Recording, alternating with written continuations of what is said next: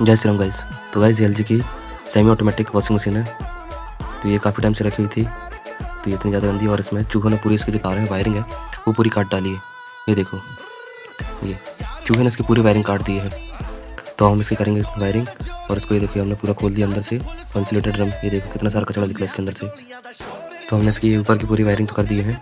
ये देखो, ये ऊपर की पूरी वायरिंग कर दी थी। अब ये नीचे की वायरिंग भी कर दी है। ये देखो, इसमें थोड़ा सा एक्स्ट्रा तार मैंने लगाया हूँ कि फ्यूचर में कभी तार बढ़ाना हो या कुछ हो तो तार को अपन को अलग से ना जोड़ना पड़े, उसी तार में काम हो जाएगा।